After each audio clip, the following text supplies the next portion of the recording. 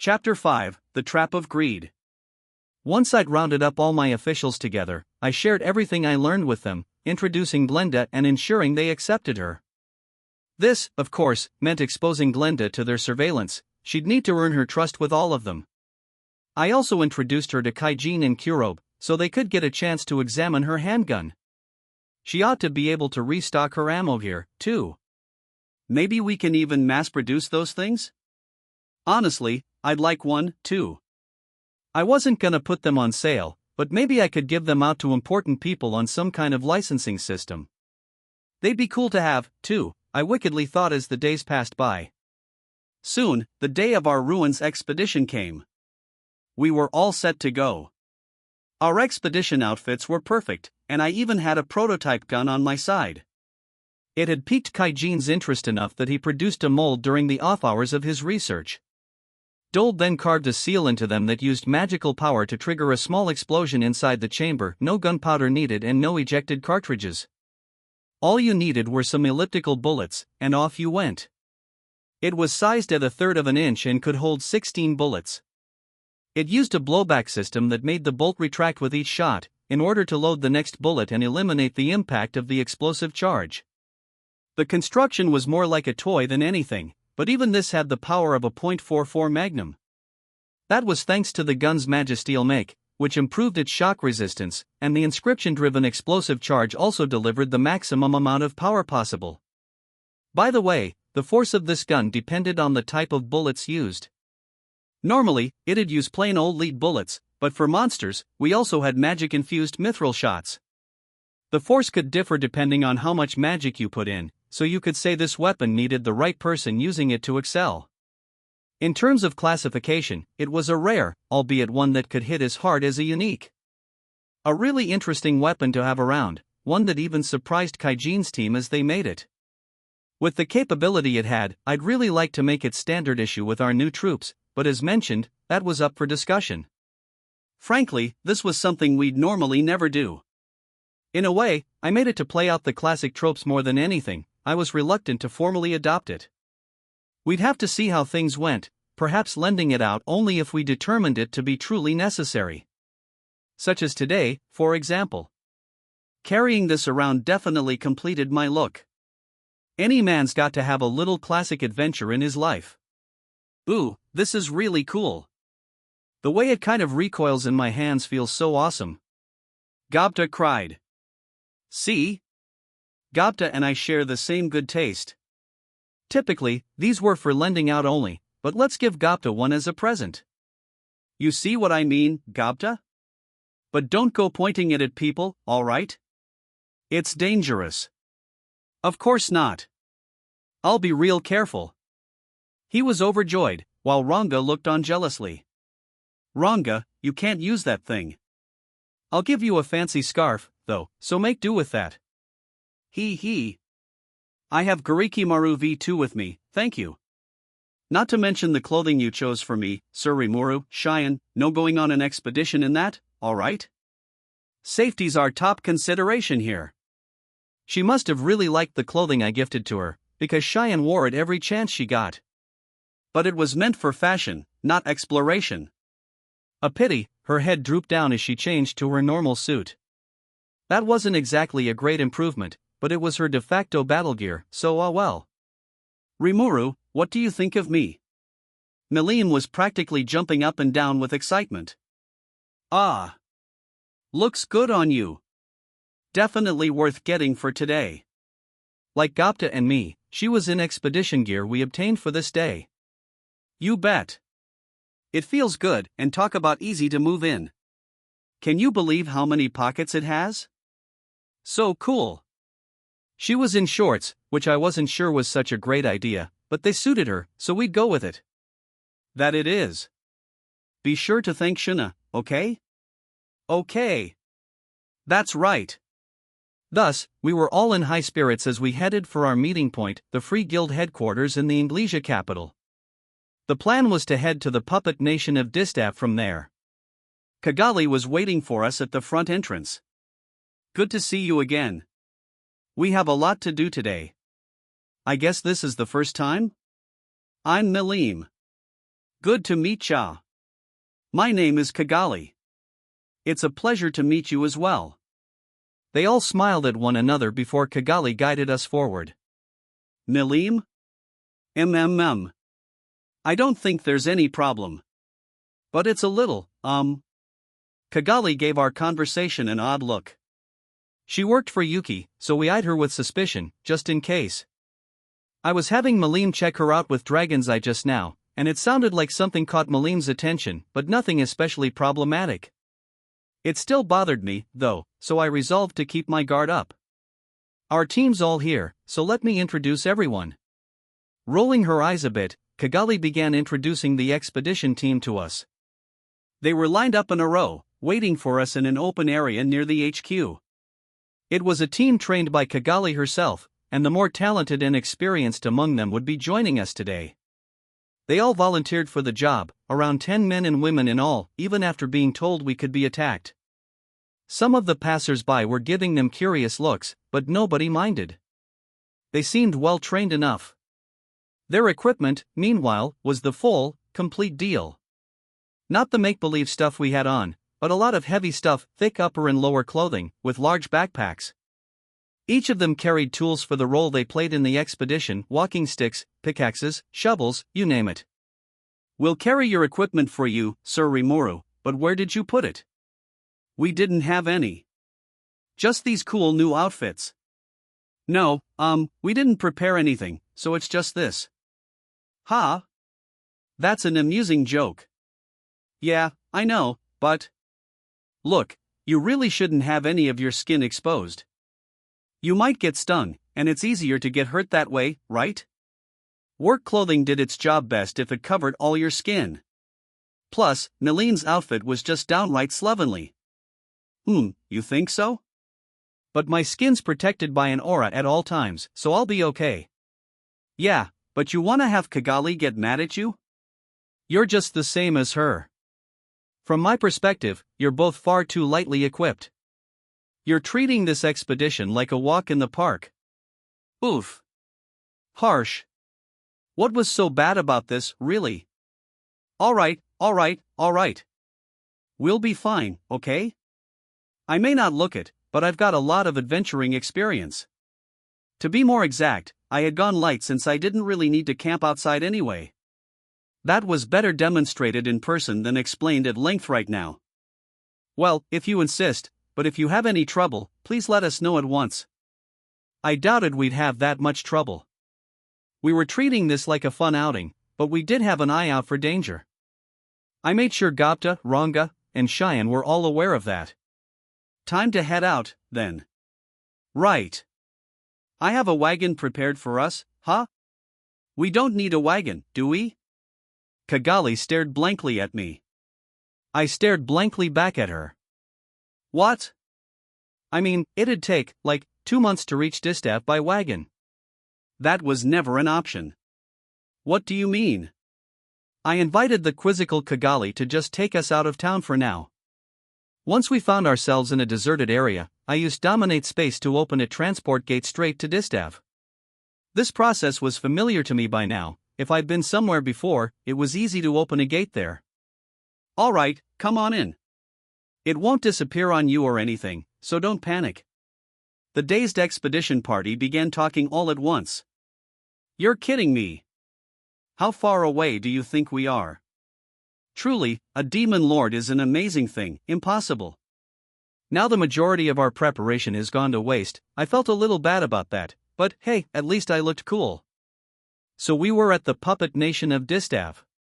The first people to greet us were the Dark Elves, lined up at the castle entrance and bowing deeply. Welcome to Distaff. You must be exhausted from your journey. The elder among the group stepped up to me. I say elder, but she looked maybe in her 20s, a woman with blonde hair and dark brown skin. Oh, no, not really. But do you have rooms for us? Of course. We could provide individual rooms for each of you, but if necessary, we have larger group rooms as well. I gave them advance notice, so they were entirely set up for us. For now, I figured we could drop all our stuff in the larger group room. Okay, let's head to the group room first. We can keep our luggage in there, so maybe we can get a tour around the castle today? Very well. I'd be happy to guide you. The elder guided us into the room. I told the team to drop their stuff there, and they did so, walking like out-of-sync robots. What is going on here? It hasn't even been an hour since we came together, and we're already at our destination? This is insanity. I must be going insane. What? Individual rooms? They're treating us like guests in this castle? I guess the robotic walking was because their brains were still catching up to all this. It was a departure from the usual sort of expedition, and I suppose it confused them. Sir Rimuru has directed us to look after all of you. If you run into any issues during your stay, please don't hesitate to inform us. The elder flashed a soft smile at the day's team as she spoke. That was enough to make them face reality. I watched them all, warm fuzzies running over me. Then we took the team on a tour of the castle, the former residence of the demon Lord Clayman, and a place that brought the word opulence to new heights. The dark elves were fully maintaining the palace, and everywhere I looked, it was spotless.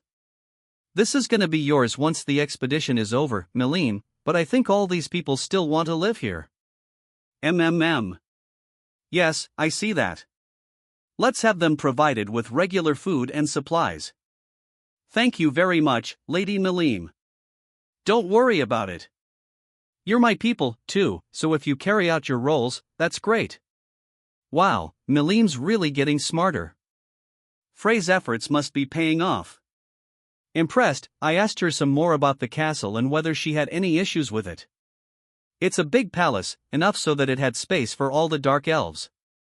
There was no surrounding castle town dwellings for Magicborn existed, but they were all out working under guild right now. The elves were tending to them as well, for when they eventually came back. And this is the entrance into the ruins. It's divided into 3 sections, with the deepest one serving as a crypt. Only the higher officials among us are allowed to enter, and only the demon Lord Clayman himself knows what lies in the middle section and beyond. Hakuro mentioned this in his own report, but the ruin entrance was right inside the castle. So you know how the topmost section is structured? Yes.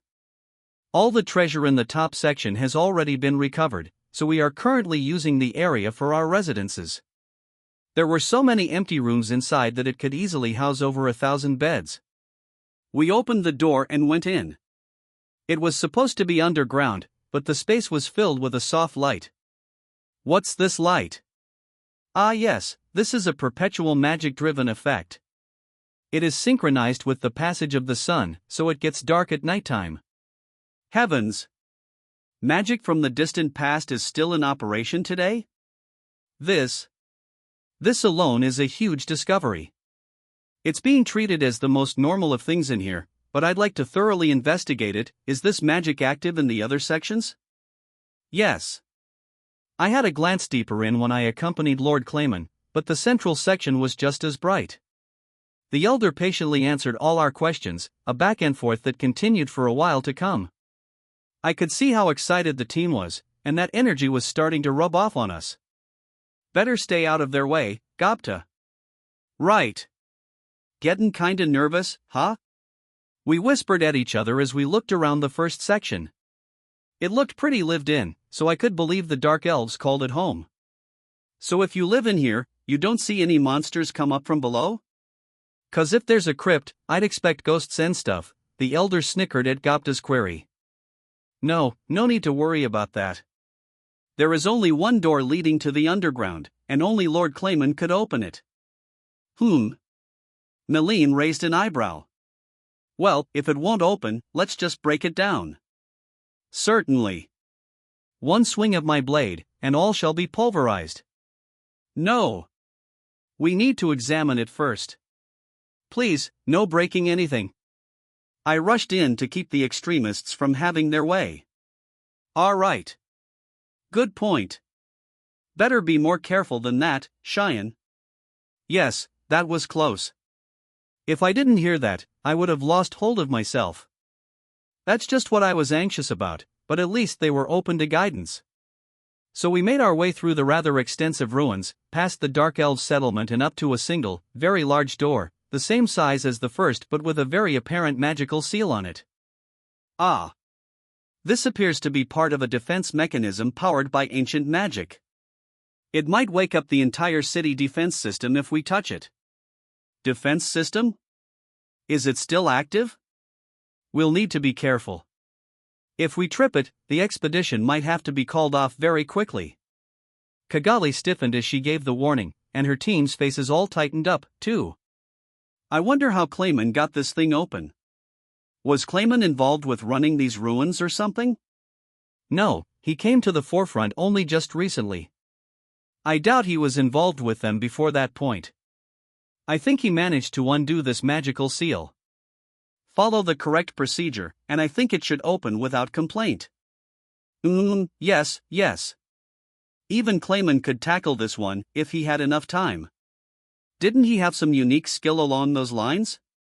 Affirmative. Manipulator, the power to convert information into encrypted messages that can be sent and received. Right, that one. He could probably use it to decrypt whatever data he saw, which was a good way to analyze and break open magic seals like this one.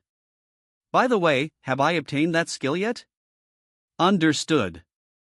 The skill was an inferior version of the powers my master already has, so it was dismantled and absorbed as energy. As a formality, control terrain has been added to control laws. Ah. No wonder I didn't hear about it. If it's not worth reporting, Raphael doesn't tell me about it. But if Clayman could do it, so can I. It's really Raphael doing it, but whatever. This could be a long battle. Quite a challenge to start out with.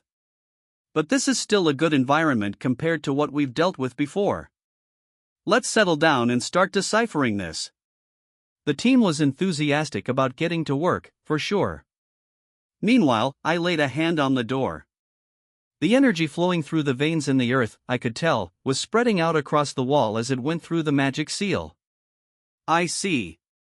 If we break down this door, that'll knock out all the light in this section. All this energy would be diverted toward eliminating the intruders, and then it'd heal itself once everything was safe again, perhaps. Staying in operation like this for over 1,000 years. This is the work of a highly advanced civilization of magic. It was great to me if I was alone, but thanks to all the support I had here, this was pretty easy to follow. It was even kind of fun, like a puzzle. Working my way through the magic seal like a worksheet full of mathematical problems, I managed to figure out how to open it. Oh, here we go. Run some magic power through here, and that'll open up an input window for an encrypted spell. I turned back toward everyone, only to find the team staring at me, jaw down on the floor. Oops. In an instant, I knew I had gone too far. It was so much fun analyzing it, but this was their job, wasn't it? Sorry, kinda got carried away, and no, not a problem at all. Kigali offered me some comfort, but I really felt like I was stepping on some toes here. Butting in too much would be regrettable, so I decided to sit back and fluff up Ranga's mane for a while, but with the kind of gang I brought along, that wasn't gonna happen. Wahahahaha. I just solved it, too. Meline was already bounding around the door. Oh? I'm pretty stumped, I guess. Meanwhile, Gopta was bringing a quizzical hand to his head. Several of the team members were debating among themselves, voices and eyes bright. This all happened thanks to a question from Kigali. Sir Rimuru, would you mind explaining how you deciphered this? I was deep into giving Ranga a grooming session, but if she was asking, I had to answer her. So in front of an eager-to-learn audience, I went over the steps I took to decipher the magic seal. First, before you examine the complete shape, you need to examine what kind of magical formula has been added to it. Then you divided that formula into individual sections. So you look for the newest spell first? Right. You're figuring out which formula will keep the complete shape from working right if you take it out, and then you repeat that as you try to grasp the core features of the spell. After that, it's just a matter of taking all the correct answers and stacking them atop one another. I see, so get rid of the false data and keep the spells that work correctly? I had heard this was a team of elite explorers, and they certainly were quick learners. Just a little advice from me, and their understanding grew deeper and deeper. So with trap spells, they're usually complete packages in and of themselves, right? They're kind of like leaves and branches coming out from the main tree, separate from the flow at the foundation. That's assuming the main purpose of the spell isn't to activate the trap, of course, but, So they're in the main flow of the seal, but we can't afford to ignore them, huh? I guess my experience educating children was paying off. The team found my teaching style really easy to grasp. Having so much success lifted my spirits, so I kept on demonstrating my approach to magic seal analysis. In the midst of this, Meline went and got the door completely unsealed. A few others followed quickly after her, but it was then that the Dark Elf Elder spoke up again. Everybody, we've prepared dinner for you. I'm sure you're tired from your long journey, so why don't we finish up work for today? Only now did I realize we were into the evening hours. Yeah, the real expedition could begin tomorrow. Let's wrap things up for now, we can get the door open for good soon enough. Okay, wanna stop here? Sounds good. It feels strange describing it as a long journey, but we can get down to business starting tomorrow. With Kigali's agreement, our work ended for the day. The next morning, Kigali formally opened the door, her fully equipped team lined up behind her. A blue light flickered as the door silently slid away. And there we go. The team cheered. Well done, I said as I took a step inside. In this middle section, the light wasn't as bright as above. It was more of a dimmer glow, eternally shining from candlesticks installed in the stone walls. Another impressive piece of magical technology, not real candles, but magic-driven illumination. As I walked along, astonished by them, Meline came up to me. It feels a lot more oppressive all of a sudden, huh? Yeah. The ceiling's a lot lower, and it feels like these stone walls are closing in on us. Pretty narrow corridor, too. I bet this is set up like kind of a maze. The corridor was maybe 6.5 feet wide. Two people standing next to each other would feel a little cramped. Meline and I were on the small side, so it wasn't a problem, but the people carrying large packs behind us probably had a rougher time of it. Sir Rimuru, who should we have up front? If this was a maze-like area, we'd have to figure out a path to take at every fork in the hallways. There might be traps in place, too. We can detect traps for you as the leaders. Do you mind if we stay in the front? If you don't mind handling that for us. Sure thing. With me around, you're safe no matter what shows up.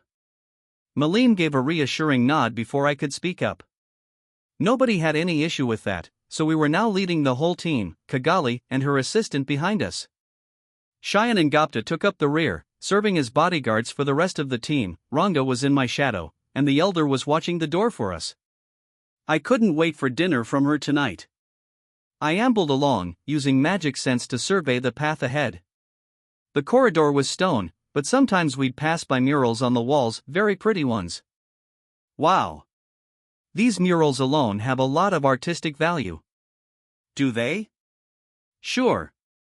They must be depicting scenes from ancient times, so they'll be great to research. They're really worth a lot. You know, thinking about it, they do remind me of things I saw way back when. Oh, right. To me, it's the faraway past, but to Meline, this is probably just a nostalgia trip. That'd make anyone a bit emotional, I bet. Better be careful with our expedition here, I wouldn't want to add any more damage to the wear and tear of time. Our explorations continued apace, with no booby traps to speak of. We were now taking a break for lunch. All right. I'll begin cooking, then. Oh, wait 1 minute. The elder made some box lunches for all of us, so let's go with those. I stopped a team member as he was trying to start a campfire, then took out enough lunches for everyone. It must have looked like I conjured them up from nothing, but they were in my stomach, of course. That kept them well preserved, making it a useful skill for long journeys like this. Is that even possible? I could hear people whispering about me. Let them. Despite their confusion, they readily accepted the boxes. Oh, this does look good, exclaimed Meline when she opened it up. On the menu today were sandwiches with tons of veggies, eggs, and smoked meat. Dark elf cuisine was all about uniquely heavy sauces. The one used here was a bit like mayonnaise, doing a great job of softening up the rather hard buns. If people still had trouble biting through them, that's where the vegetable soup came in, poured into large wooden bowls. It used a hearty chicken broth, giving it a nice, tasty body that really worked its way into the veggies for a satisfying treat. I have lots more, so don't be shy. The moment I shouted it, I was mobbed by team members, empty bowls in hand. Melim was first in line, so I guess she was a fan. We almost never get food this good outdoors. You're making us a very happy team today. I couldn't help but feel Kigali was needling me a little when she said that. I had just resolved not to butt in too much, after all, so I could read between the lines, but if she thought this was cheating, I hope she was willing to overlook it. Well, I'd like to avoid using fire in this place if we can. Fire? Right. We don't want a fire to go out of control in here, and besides, we're underground. I think we've got good ventilation so far, but just in case, You were thinking that far ahead, huh? I wouldn't worry so much if we were outdoors, though. That was the truth. This was a tight corridor, and there was no ready source of water. If something happened, we might not have an escape route. That's why I felt it prudent to bring along boxed lunches from the start. Also, bathroom breaks. By the way, if any of you want to go to the bathroom, I'll set up a transport gate back to the entrance, so take care of that during our lunch break, okay? With that, I flipped the figurative switch on a transport gate. Some of them gave me "you're kidding me" stares, but, I figured they would probably just do their business behind a rock or something otherwise, but I wanted to avoid that. This path eventually leads to a crypt, after all, and I didn't want to profane it. I think you're worrying too much. And the dead might not care anyway. No, I think we could learn from that. Kigali agreed with me. That was nice to see. So while everyone's taking a bathroom break, hey, is it all right if I try out something real quick? I said to Kigali. What's that? Coming from you, I'd really like to know. Well, in the labyrinth I run, one popular strategy right now is to rely on elemental communication. You have to be a shaman or elementalist to access that, but it lets you immediately discover the best path to take. Really? Because that sounds real convenient. Oh, Kigali didn't know about that? I guess you wouldn't, unless you're intimately involved in that stuff. Hey. I'm a shamaness. Can you tell me more about elemental communication? Ooh. Lucky break there. I felt a little self-conscious about casting the spell myself, so perfect. The volunteer who spoke up was a woman versed in spirit magic, so I gave her a quick lecture on elemental communication. Oh. Okay. Yeah, I get it. She was geared toward the wind element, which made conversation between her and the spirits a relatively smooth process. Wow. Now we really won't get lost, huh? She said. The path goes into a dead end up ahead, so we'll want to go back 3 intersections and turn east. But this is gonna be hard to map out, kind of. If you just listen to the spirits' voices all the time, you'll tire out the communicator. So you'll want to get the path down on paper, but of course, I had Raphael handle that for me, creating maps I could produce on paper with so much accuracy that you'd think I used some map-making software package. But hang on. Isn't there a magic spell that puts any diagram you can think of on paper? There definitely was, I thought. I saw it in the book 101 Wild and Wacky Spells I found in the library. Report. Search complete. It is the illusory magic photography. That's the one. Funny how there were still a lot of useful, important magic spells I didn't know, but this kind of nonsense stuck in my brain so easily. I got some good slime cells in me, so my memory skills are even better than before, but with stuff like this, it's like I was back to my old human mind again. Hey, anyone here know illusory magic? Oh, I'm a mysticist. Still in training, but, okay, try learning this spell for me, then. Also, my friends and I all use thought communication to share ideas with one another. That would have made things easier, but if you wanted to teach something like this to a regular person, magic was still your best bet. I had just the thing for a time like this. Suggestion. The best option would be the illusory magic channeling. Ooh, there's that, huh? So I taught thoughtography and channeling to the young man who volunteered his mysticist skills. He gave it a quick whirl and right away, he was drawing up maps with ease. Wow! We'll never get lost now. In fact, if we used this magic, we could draw out the full structure of these ruins. This will make future expeditions so much easier. Well, I'm glad everyone likes it. A map's fine and all, but it won't show us any traps or magic-driven mechanisms. Don't drop your guard. Kigali's order brought the jubilant team back to Earth. Impressive of her to notice the danger without me warning her about it. For today, we decided to go ahead and make our way to the bottom of this section first. We wound up reaching it before dinner. Day 3 began in front of the door to the third and final section. We decided to split up, one team disabling the magic on the door and the other continuing their exploration of the middle section. I had given them an on-the-field tutorial on this yesterday, so today I was just supervising. Milim, Datta, and Ranga were on the exploration team. Not much to do, Sir Rimuru? Cheyenne said. In that case, why don't you go make some drinks for the workers? Right away. Cheyenne was right, we didn't really have much to do. But the team was still lobbing questions at me now and again, so I was enjoying it. Cheerfully, Cheyenne set up a table, pouring coffee from a flask into the cup she had lined up. It was an oddly moving sight. Just a little bit ago, letting Cheyenne touch anything that might go into your mouth was verboten. All set. Care for a quick break, everyone? We all settled down to relax a bit, the team enjoying her coffee as they had a moment of peace. We still had an eye out for potential attacks, of course, but for now, nothing seemed forthcoming. Hopefully, I wasn't overthinking matters, but now that I was away from Veldora, Maribel and her cohorts might see this as their big chance. If they were going to act, it was now or never. I'd need to stay on my toes as I saw how things went. That, and I needed to keep Kigali and her team guarded, too.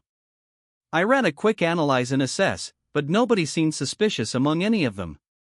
They all had the abilities they claimed to have, and there was no sign they were under anyone's control, whether via their desires or not.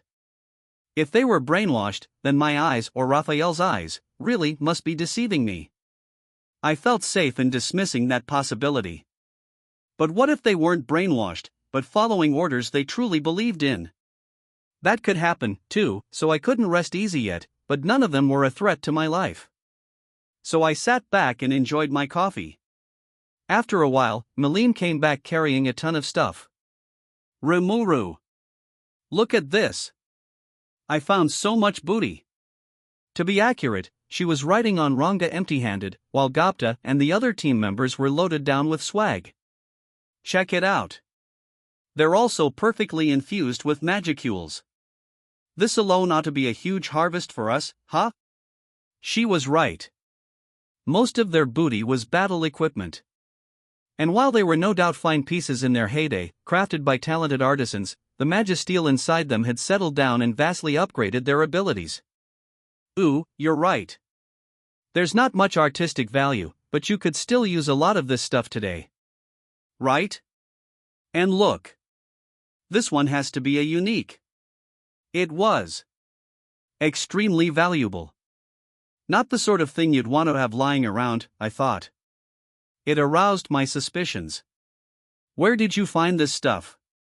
Because I doubt Clayman left it untouched without a reason. Well, there was actually a trap I set off by accident, and a bunch of these golems came lumbering up to us. They were carrying all this, she explained. That sounded like something I shouldn't ignore, there. You set off a trap? No. It went off the moment I stepped into this one corridor. I think even you would have had trouble avoiding it. Yeah. We used magic to detect traps with every hallway we went down. We weren't being careless or anything. Datta added. Milim and Datta claimed they were being careful, and judging by testimony from the rest of the team, they weren't lying. Something must have been programmed with certain biological lifeform patterns, repelling any intruders who didn't match them. If you didn't know the acceptable wavelengths beforehand, it was impossible for anyone to deactivate. The only logical way through was by force. Sounds like you had no choice, then. Some of these traps are pretty complex, huh? Oh yes. It sure taught me a thing or two. We should set something like that up in our own dungeon. A corridor that only allowed pre-selected people through? Maybe this whole section of the ruins was designed to ward people away from the crypt. Then perhaps we should assume there are lots of other golems bearing unique weapons. Their weapons must have evolved right in their hands while they were on standby over so many years. It's boggling to think about. Kigali was right. Good thing we had Milim and Gopta with us. If this expedition team were by themselves, there was a decent chance the golems would have killed them. Nothing might have happened yesterday, but I bet there are more traps like that in this section of the ruins. But no need to panic. Let's try to act more carefully from tomorrow forward. Right. It'll be a while before we have the door analyzed, so tomorrow, just when Kigali was voicing her agreement, the earth began to shake. A gigantic burst of energy shot across the entire region, including these ruins. Fragments of rock fell from the ceiling, adding to the stress and terror. What was that? We gotta get out of here. It's gonna cave in. Kigali raised her voice to calm her team. Pipe down. That was just a single jolt, it's not an earthquake. A structure this solid won't fall that easily. Just stay calm and start evacuating. That was enough to restore order among the team, a testament to how well trained they were. So what was that? The cool as a cucumber Gopta casually asked. Some kind of shockwave just ran across the surface, I think. A pretty big one, too, so it might have affected the palace. I had a transport gate handy if we needed it, so I wasn't panicking as I answered him. Still, though.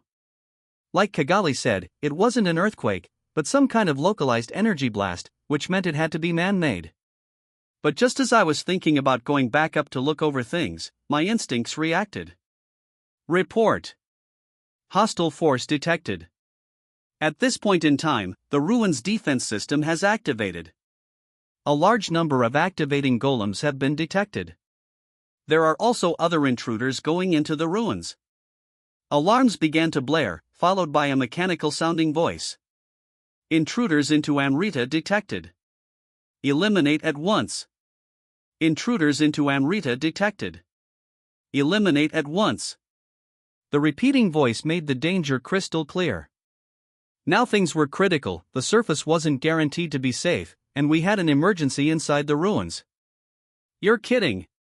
Did Amrita's defense system just go off by itself? Kigali's cool, unaffected demeanor was gone now. There are intruders coming inside, I said. Maybe they set off some kind of trap. Too bad the golems won't listen if we tell them we're not involved. And frankly, I was starting to doubt Kigali herself. She was right near the door. Maybe she could have set off the defenses while I wasn't paying attention? And look at the timing. Other people entering the ruins just when the alarm goes off? That had to be deliberate. You notice anything, Milim? No, I didn't hear a thing. Milim could pick up all thought communications and magical conversations around her. Trying to hide anything from her was pointless, but she didn't overhear anything unusual. I thought the intruders might have been connected to Kigali, but maybe I jumped to conclusions. So she's innocent? Report. Cannot reach a conclusion. If there is a soul corridor connection, it is possible to engage in a hidden thought communication. So I couldn't feel safe yet. I really hated having to protect a potential spy while dealing with enemies. If she would have been kind enough to reveal herself and ditch me at this point, it'd make things a lot easier. But oh well. We're in a bad situation.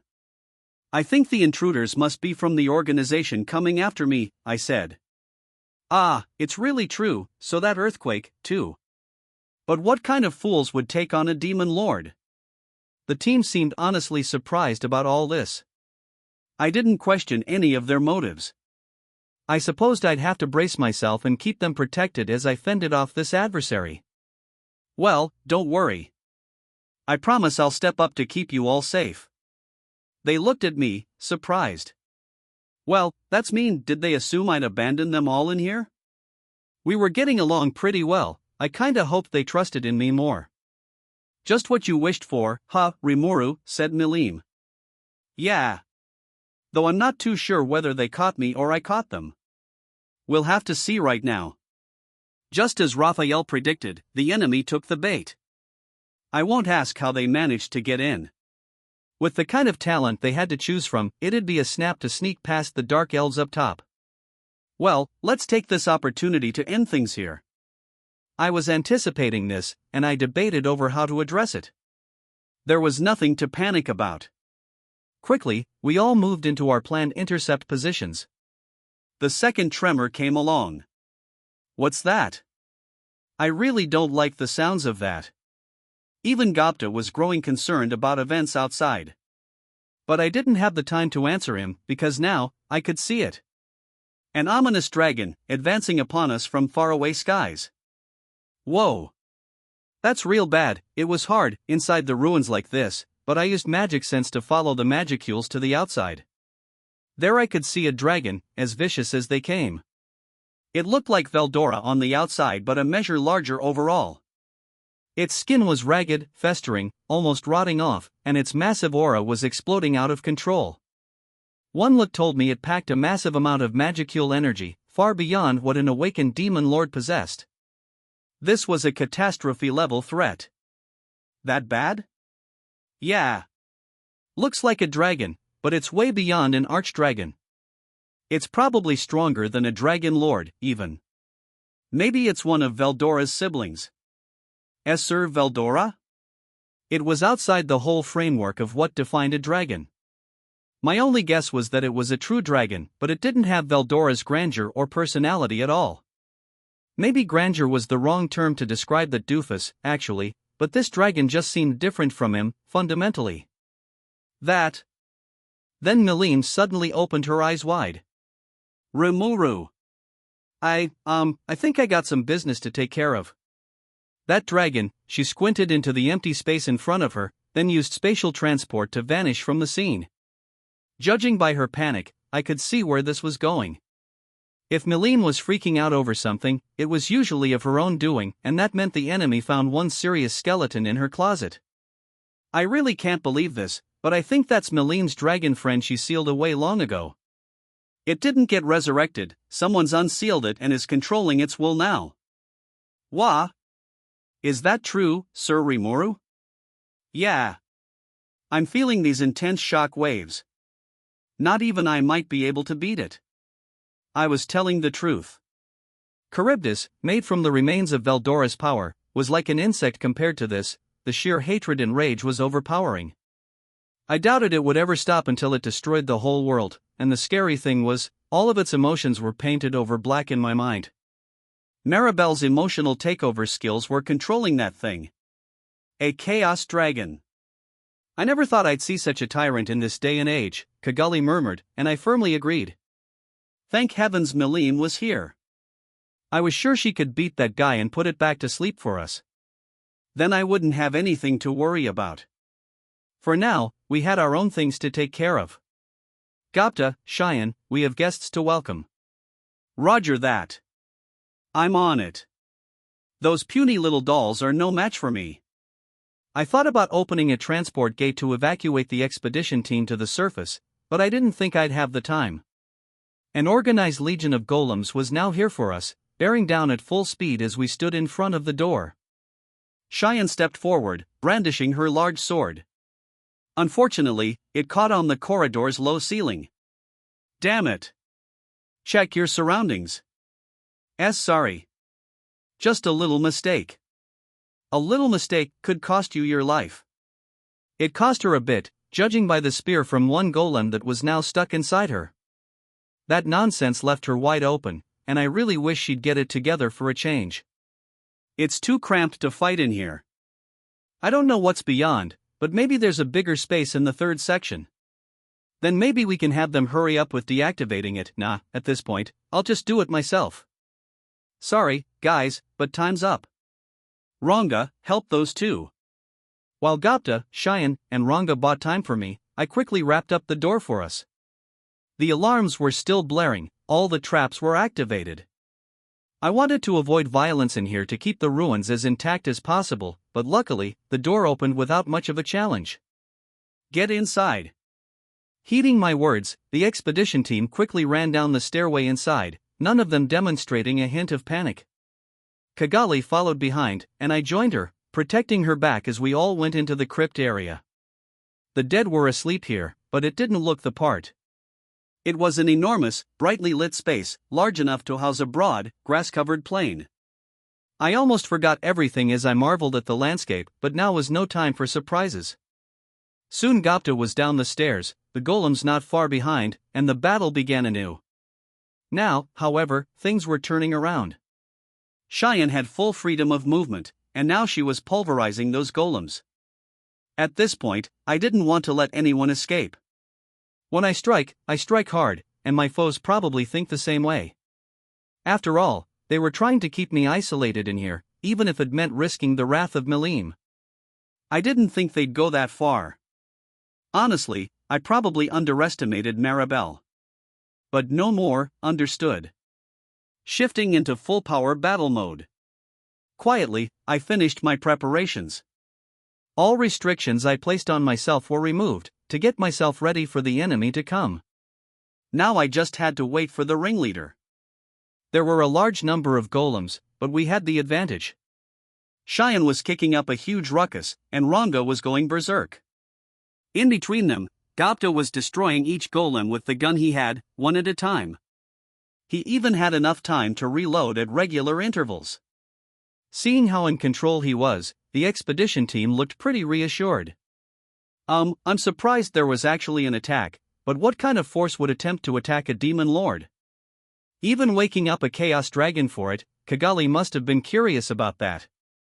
She seemed disturbed, the concern clear in her voice. If it was an act, she was good at it, but I still didn't know what lay in her heart. Sorry to drag you into this. Not at all. If there's a living chaos dragon out there, I wouldn't feel safer with anybody else, Sir Rimuru. Yeah. We need to report this to the guild HQ and figure something out. But if the demon lord Melim loses, there's not much we can do, is there? We need to survive this first.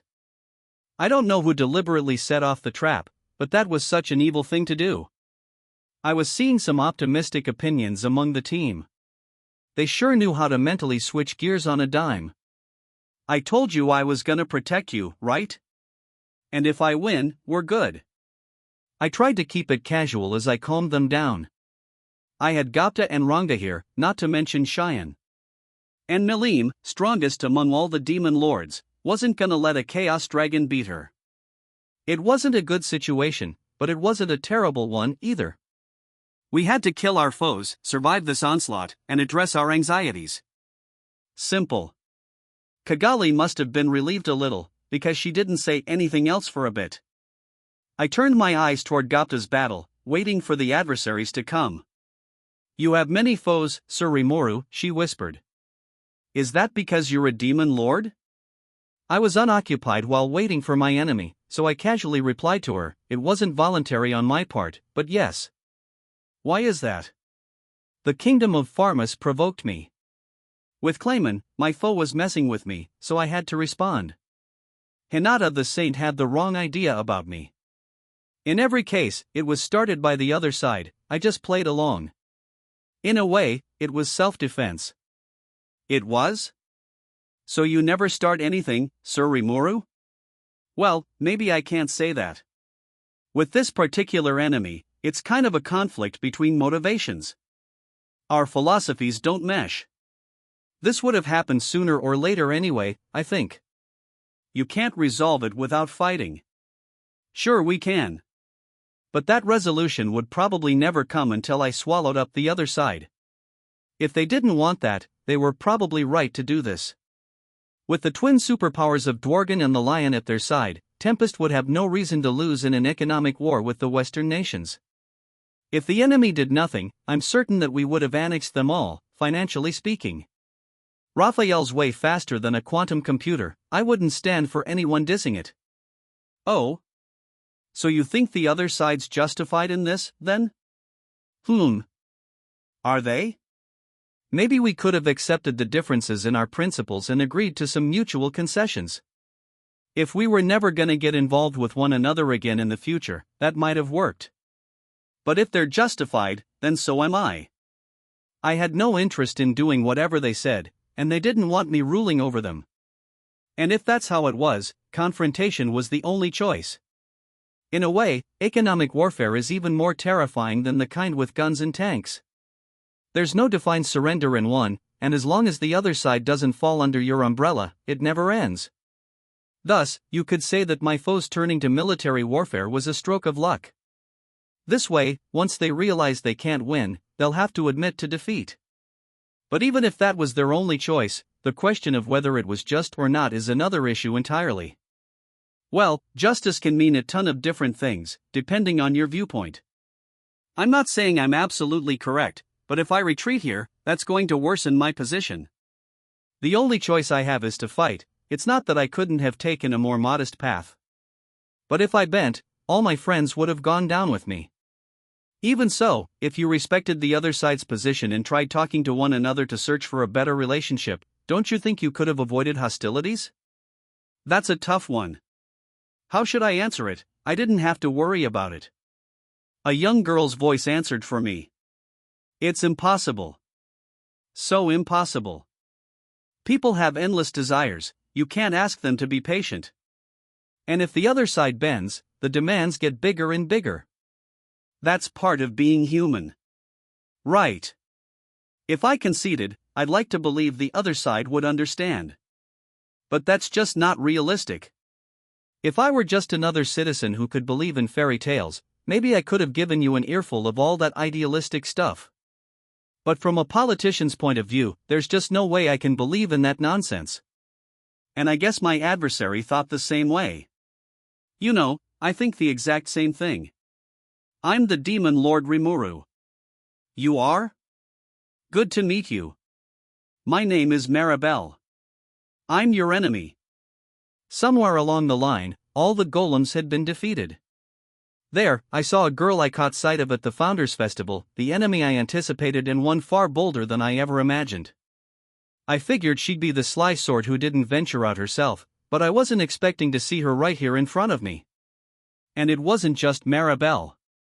3 others were next to her, gay, looking completely changed, a man in knightly clothing, and Yuki Kagarazaka.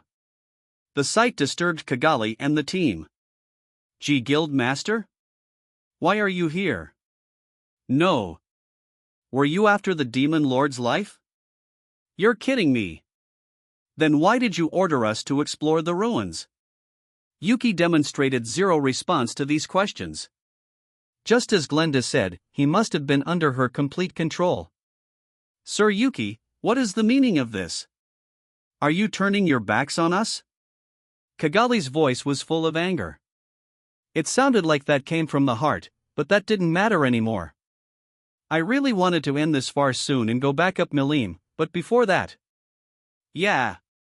You certainly are my enemy. But before we fight, there's one thing I'd like to ask, if that's okay, I said. I turned my eyes toward the blonde-haired girl. The expedition seemed thrown by my choice, but I kept watching silently. By this point, I suppose they've thrown their lot in with mine, or maybe they've been taken in by this girl's dark atmosphere. That shiny blonde hair, those lips the color of cherry blossoms. Maribel, this girl who may or may not be just 10 years old. Deep down, though, she was cold, just too different from anyone else on the planet. What is that? Join me. Then we can avoid all this needless conflict. Laughable. So laughable. You should join with me, Demon Lord Rimuru. You're going to lose right here. If you don't like it, submit to my rule.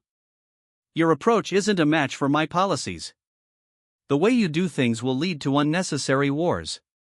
It'll make countless innocent people suffer, just to keep the riches of a few safe.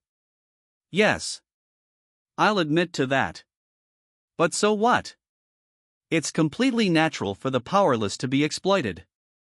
It's survival of the fittest with monsters, too, is it not? Oh, it is. But I don't like that. Well, it's stupid. It's so stupid. Do you believe in a bunch of insipid nonsense like we're all equal? No, I'm not a total idiot. But everybody needs to be given an opportunity. Some people just can't manage to do anything, but you can't cast away people's values that easily, can you? Some people bloom later in life, some have hidden talents. You have people who hate working but have unbelievable artistic talents. With Maribel's approach, once a gap opens between rich and poor, it'll be impossible to close again. And I just couldn't accept that. From the moment they're born, people are unequal. That was a given. You could probably count the monetary fortune a set of parents gives to their child as a kind of talent. But a life where you've given no opportunity at an education, just constant exploitation, meant ignoring the potential in all of us. In a word, it was a waste. People have an infinite potential for talent. Throwing all that away is unthinkable. But ridiculous. So ridiculous. I can't believe a childish dreamer like you is a demon lord. Your stupidity is simply unbelievable. My argument didn't move Maribel. Is it? Well, all right. Then let's determine which one is right. There couldn't be an easier way. Gladly. Let me teach you how reality works. Our arguments would never mesh. Only through a fight would we ever reach a conclusion. I did feel sad about that, but I could accept it. That's the way it is. The human race will never see a day when everyone truly understands one another. But that just proves how diverse we all are. Thanks to the process of evolution, we're a living contradiction. Only the victor can proclaim how just that is. And Maribel and I, two sets of justice, opposed in principles, were about to clash against each other. Smash him down. At Maribel's signal, Gay moved first. Perhaps it was his hatred that made him lunge at me, eyes bloodshot. He had been taken away by the magical inquisitors, but maybe he escaped or something? Put. The likes of you challenging Sir Rimuru, Cheyenne shouted as she attempted to get in Gay's way. But Yuki stopped her. I'll take you. Oh. How interesting. No one weak enough to let that girl rule over them can defeat me. Her eyes shone red, that's a sign Cheyenne was dead serious. With a tremendous aura, she readied her giant sword. The battle was underway. Leaving her to work things out, I looked at the other man in the group. He seemed stronger than a paladin, but Datta was engaging him now. Ranga was with him, but honestly, I had my concerns. Datta, Cheyenne shouted, time to show us what the Big Four can do. Oh. I totally forgot. I did kinda put that in place, didn't I? You got it. Okay, now let me show you something really good, transform. With that call-out, Datta and Ranga merged together, turning into a cool, werewolf-style figure that didn't have a hint of Datta to it. Right. That could probably work. And unlike the last time I saw it a month ago, Datta's apparently learned how to control himself better. Now he was conducting himself perfectly, no longer battered around by Ranga's strength. He was facing a foe who could most likely beat the 10 great saints, but I figured Datta could probably manage. Trusting in that, I focused on my own enemy, but before that. Gathering my aura into my left hand, I casually hurled it at Gay. That was all it took to render him into dust and erase him from this world. Stained by Maribel's desire, he had obtained powers beyond his own, it looked like, but to me, he was just a distraction. You wanted to fight me, huh? Well, glad you got the chance before you died. It was sort of a blunt way to address the dead, but hopefully he'd be satisfied with it. No. What was that? What was that? That power. What was it? That's me taking this seriously. And now it's your turn. You don't need to understand who you made your enemy. I'm going to gobble you down until you can never get resurrected again, so have fun nourishing me. I offered that little speech out of politeness before our battle. Now that I was serious, I didn't want anyone to expect kindness from me. To me, Maribel was now my enemy. I was going to kill her. It couldn't have been more obvious. Let's end this fast and go help out Milim, I said to myself as I took a step toward Maribel. Maribel now realized just who she was up against. This was a member of the Octagram and one of the strongest people in the world. Hey, is it me, or is Sir Rimuru looking kinda scary now? Shut up. That's no way for part of the Big Four to talk. Listen, Datta, that is the true form of the demon Lord Rimuru. Ah, look how gallant and imposing he is. I, Cheyenne, am truly happy to bear witness to this. Oh, really? I think his true form is, how he usually goes around, and stuff, yes, and that is quite fetching, too, I will admit. He. But I'm sure Diablo so regrets not being able to see this right now. He. I will be sure to tell him all about it. For an extended period of time. Maribel could hear that conversation, but to her, it just sounded like mockery. Her mind was on other things. She needed to focus on Rimuru. This is no joke. Not a joke at all. The demon Lord Rimuru must have found his experience at the council to be incredibly humiliating, but he didn't seem that angry about it. That's why people called him gentle, but that's so inaccurate. Yes, to Maribel, a riled demon lord was not a foe to trifle with. She had powered up Gay as best she could. He had taken on more power than your average magicborn, well beyond any human standard. Some of the older guard demon lords, like Fry or Caroline, might have had a difficult time against him. After all, Gay had sacrificed the rest of his natural lifespan, burning up all the energy in his soul to borrow this outrageous force. And yet Rimuru had defeated him with a single passing blow, as if burning a pile of trash. That was how outclassed Gay had been. Not just a child against a grown man, not just an elephant against an ant. Maribel's soul held a stronger force than Gay's did. She had been resurrected, traveling to and surviving in another world, and presently, her mind was in a realm beyond human comprehension. But even so, she sensed that the demon Lord Rimuru was now a threat. Thus, she immediately broke out her final option, Holy Field, the most lethal of barriers and a killer move against any monster. Ever well prepared, she had already stationed her blood shadow troops around the outer rim of the castle grounds for this. You can threaten me all you want, but now it's time.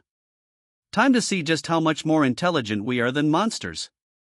As she bragged to Rimuru, she used her magical communication skills to send an order. Whoa! I feel all heavy, I remember this. And it's even stronger than it was then. This must be its true force. The Big Four werewolf stopped, confused, as his compatriot the ogre grinned defiantly. How annoying, Maribel thought, gritting her teeth. As the name Big Four suggested, they both possessed unusual strength. Datta, the werewolf, was the kind of champion to earn second place in battle tournaments, and the ogre he was with was just as formidable. They were joined by other magicborn, people Rimuru brought with him to the council. Their sheer power is ridiculous. If I tried a frontal attack, I'd have no chance, even if Veldora never showed up. But now things were different. The demon lord overestimated his skills, and now he exposed his defenseless underbelly. Maribel chuckled to herself. That mistake will be their doom. But her conviction was wishful thinking. Ah, I thought so. I anticipated you making this move. Did you think I wouldn't prepare for it? The demon Lord Rimuru grinned at her, and the next moment, the holy field disappeared as quickly as it deployed. Wah! What did you do? Well, I'm walking around here all but asking to be attacked, so of course I had my people keep watch around the castle for me, right? Maybe you thought you had me in a trap, but I was just using myself as bait to trap you. I figured, after all, that if you wanted to enslave me with greed, you needed to be on site. That was his response to Maribel, and at that point, Maribel understood everything. The missing Glenda hadn't been rubbed out at all. She'd betrayed her. Yes. The only one overestimating their skills is me. And with her last resort exhausted, she was at a major disadvantage. Gay was dead. Yuki had the advantage but still wasn't overpowering the ogre. The other one, Rama, the battle's edge burning to avenge Glenda, was struggling against Gapta the werewolf. Both of them had been powered up by Maribel's greed, but the reality of it, the fact that neither could emerge victorious, showed just how strong the enemy was. Maribel would have to step up herself to change matters. The petite, doll-like girl was about to expose her true nature. Combusting her own soul, Maribel went beyond her limits. All she hoped for was victory. She couldn't make up for falling in that trap, but this was exactly what she wanted the whole time. A chance like this wouldn't come again. She knew that. And thus, she had no regrets. Time to get serious. I'm going to wager it all to kill you. Right. And I'll reply with my full force. Following that signal, Maribel started running. With a bound, she unleashed a kick on Rimuru, her physical skill far from childlike. The attack was fiercer and heavier than a tank round, forceful enough to bend an iron beam, but it gave Rimuru no distress. He lightly parried it, then used his momentum to throw her body down. Maribel reached out to the ground, leveraging her rebound to spin out of harm's way. Dodging Rimuru's follow-up attack, she launched Avarice as a sort of return gift. Die, you will thirst for death. Waves of darkness attacked Rimuru. This was Maribel's finishing move, a strike that took the living's instinctual lust for life and flipped it on its head. That was Maribel Razzo, a girl who used her own will to perfect her unique skills. This one, too, was a sinful one, harnessing the most primordial emotions in the human body. No one could resist the enhanced siren song of greed it played, and there was no longer any doubting Maribel's victory. Yes. This couldn't happen any other way. I am reluctant to kill him, but it's not the worst outcome. It'd be far more foolish of me to leave such a dangerous man unchecked. If she had her way, she'd rule over Rimuru instead. But he wasn't the kind of foe who'd ever accept that. So Maribel opted to grasp complete victory for herself instead. Surrounded by the Black Surge, the Demon Lord Rimuru stood there, seemingly not attempting to resist. It just wasn't enough. No one, no matter how strong, can do away with their thirst for life. And that's what makes me invincible. It was true. She was all-powerful. Against Frey, Caroline, or an awakened Clayman, she probably would have won. Even Hinata the Saint would have faltered in the face of her skills. That's how strong the unique skill Avarice was. But... Sorry, but my analysis just finished up. Now it won't work on me. Rimuru had triggered his ultimate skill, and at that moment, Maribel's chances of victory were zero, for while she was all-powerful within the dimension of that ultimate skill. Raphael was right after all. Maribel had a holy field prepared. Granville was the boss of the Western nations, so I was right to assume she had adopted it. She was such a master at it that it scared me. But it also played right into my hand. Now, the ever-eager Gabble, as well as Sakuro, Sokka, and all her fellow troops, had something to do. It had been a pain keeping them calm over the past few days of no action. I certainly was glad I didn't disappoint them. But, man, look at this girl Maribel. She was strong. Definitely strong. I felt that for myself when we were tussling earlier, and when she exposed me to those dark waves, that really made my spine tingle. I wasn't worried at all about the possibility of dying, but if she fired that at one of my other officials... Well, the thought scared me. Anyone besides me would have died for sure. If I had to guess, maybe Diablo would be the only one to survive. Well, maybe Cheyenne, too, but anyone else from Benimaru on down wouldn't have a chance. Maybe it was time to train their spirits, their souls, a little more, I thought. Completing my analyze and assess like Raphael requested, I gave Maribel her final warning. Sorry, but my analysis just finished up. Now it won't work on me. I wasn't going to let her control other people, but if she was willing to retire to a quiet life and not bother anyone. Yes, even I knew I was going easy on her, but she looked like a 10-year-old girl. If I had to kill her, the guilt could have been gargantuan. So, it'd be nice if she could surrender for me. Of course, I guess I can coldly reason like this because I'm no longer human myself, but, Don't give me that. More. Give me more. Even if I consume everything I have, I'm going to seize victory. Unfortunately, my words failed to reach her. Our principles were never gonna mesh anyway. I was preparing for an ending like this. But now that it was really happening, I couldn't help but feel a twinge of sadness. Maribel flew into a crazed flurry of physical strikes. Regrettably, none of them affected me. Well, if we can't understand each other, so be it. All right. I'm going to make this painless for you.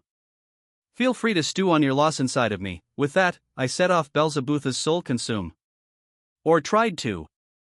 But just then, with a loud boom, I saw Cheyenne get sent flying from the corner of my eye.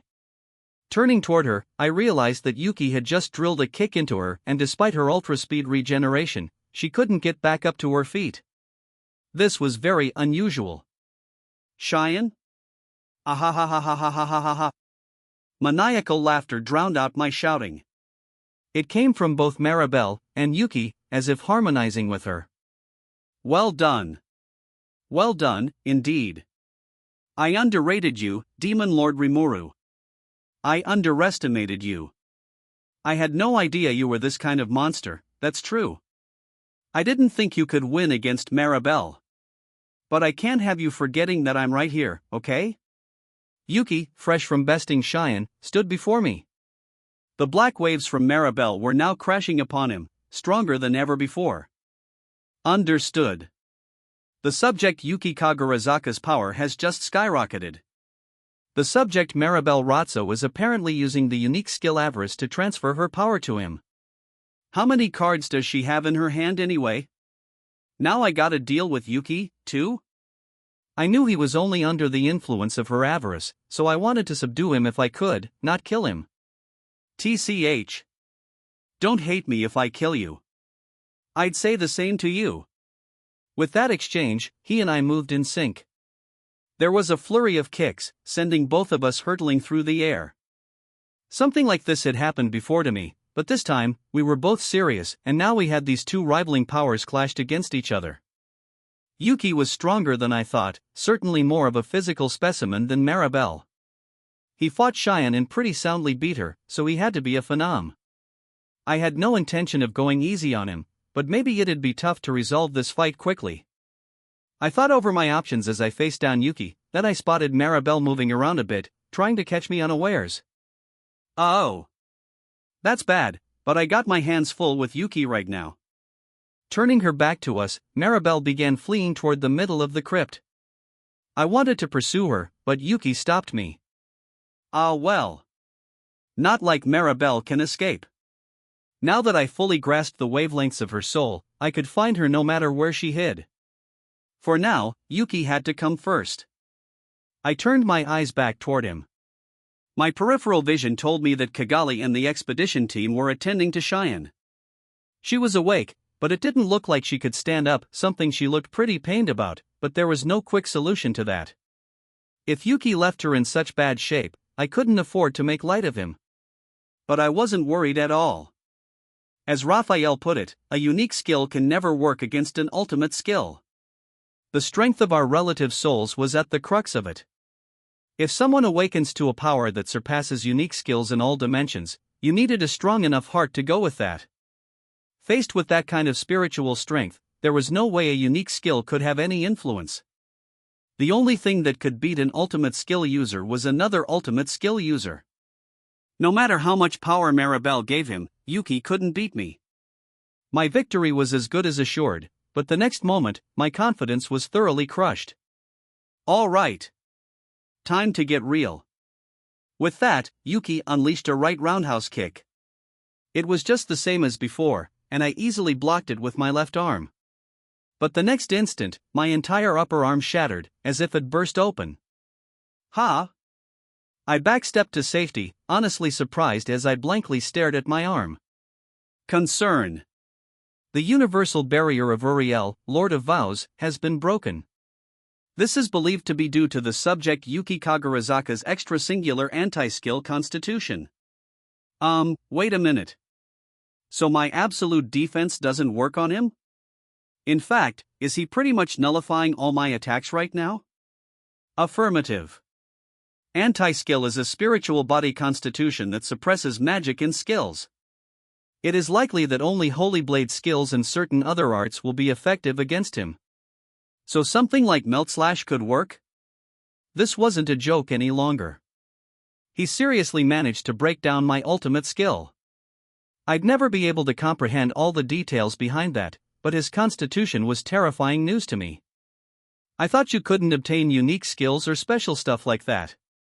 That wasn't a lie. I did say that my physical abilities have developed beyond normal, didn't I?